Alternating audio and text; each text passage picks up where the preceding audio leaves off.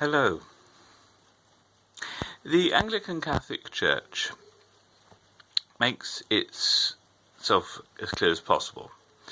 It believes itself to be part of the Catholic Church.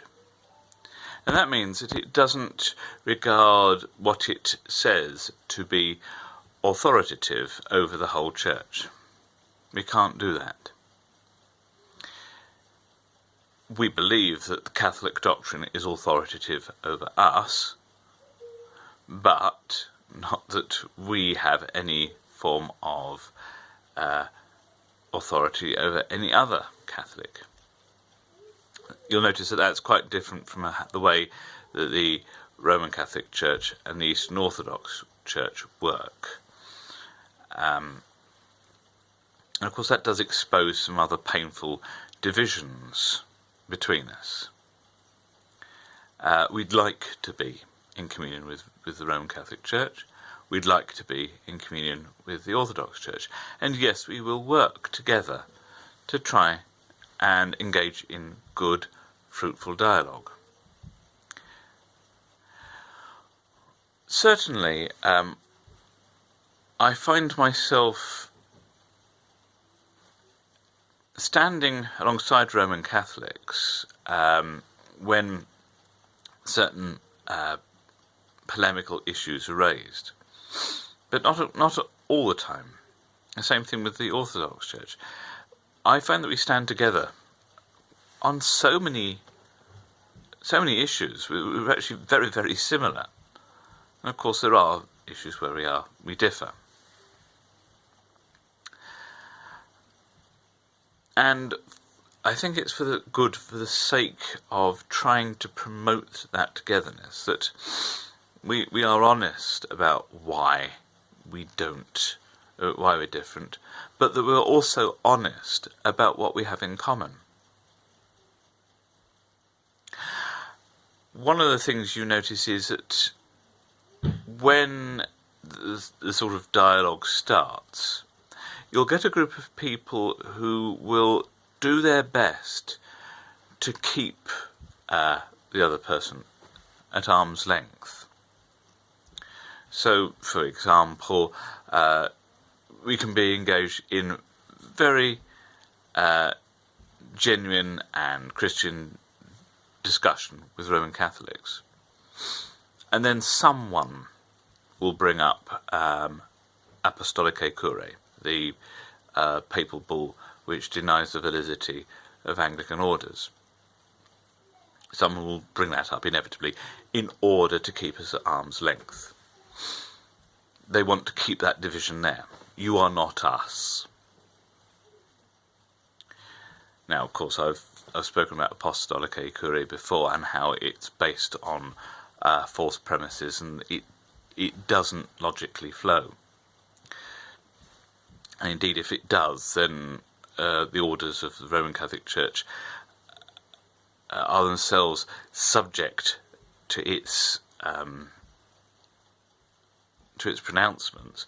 If you look at the way that the sacrament of ordination has been developed post-Vatican II. Again, I don't want to say that in order to say, oh, Roman Catholics, you must keep you at arm's length. You're wrong, so therefore. That's not where we're going with this. Because ultimately, what it would be really lovely to do is to be together. Same is true with the Orthodox Church. And certainly we have the ideas of schism and heresy, and these words get bandied about all over the place. And yet, once you sort of delve deeply into the doctrines, you realise that on many points we're saying the same thing. I mean, for example, take justification, the famous justification by faith alone. A lot of progress has been made between Roman Catholics and Lutherans to the extent that they can issue a joint declaration. While they may still differ in parts of that issue, there is a core there. there is something worthy of dialogue.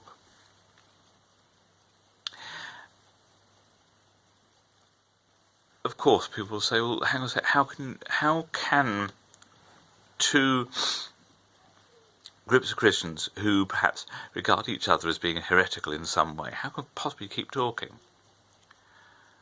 Well, that's the business. The doors may be closed, but the windows can be opened.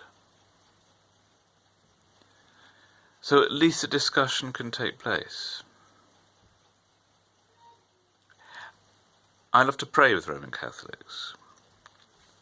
I love to pray with the Eastern Orthodox. But I respect very much that there is a division. I will not present myself at Mass for the Roman Catholics, nor will I do so in the Divine Liturgy for the Eastern Orthodox, because clearly I want to respect their position on their doctrine. And to be polemical about that would be unkind and counterproductive. What we have to do is we really do have to think to ourselves, well, is it possible that the Church is not as divided as we think it is?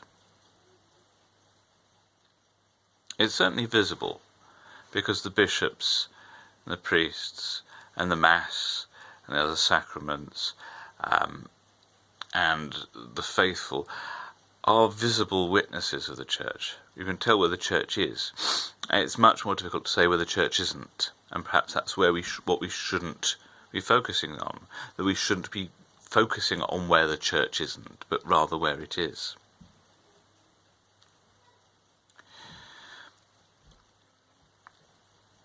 So that seems to be a much more productive way of working.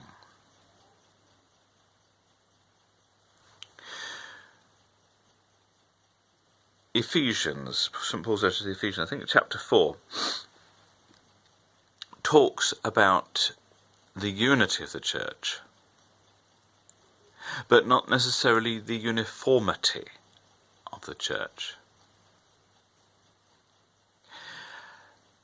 Christians need to seek unity with other Christians, but they should not expect that the other Christians will take on board everything, even down to the level of aesthetics, of pictures and the way to do Mass.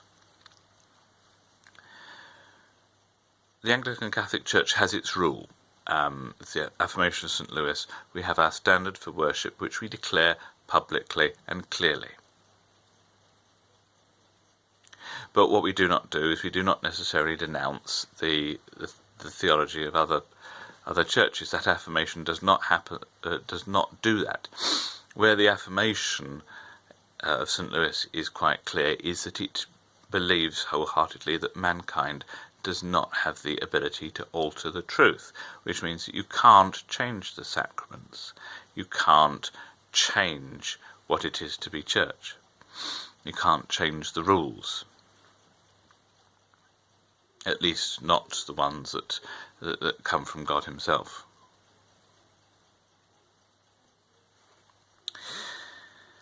And to the extent that the Roman Catholic Church, the Eastern Orthodox Church, believe exactly the same thing. You just cannot arbitrarily change the rules, that there is a core continuation that goes through.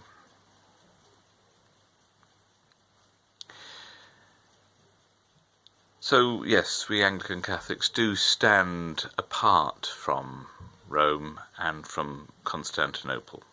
And that's a shame. That is a real shame. And yes, it's true. Rome do not recognise us as being properly Christian. Constantinople doesn't recognise us as being properly Christian. We're not regarded mutually so. Does that matter? In some sense, yes, in that it frustrates our desire for unity. And in some sense, no, because we don't believe that the Church works that way. we don't believe that the Church works by necessarily accepting the Pope as the Roman Catholics hold it, nor that we regard ourselves as being unorthodox or heretical, as the Orthodox Church might say. At least the polemicists do. If we're truly Christian, we'll be looking for ways for unity, but not uniformity. Unity in faith. Unity in a progression, a progress towards convergence, a commitment to that convergence. Not by accepting things for the sake of it, but through prayer, the leading of the Holy Ghost, and through the sheer love that we have for other Christians. So God bless you. God bless you if you are worried about the division of the Church into so many bits and pieces. God bless you that you may see Christ, and as you explore your own tradition, that you may see Christ grow more solid before your eyes in that tradition.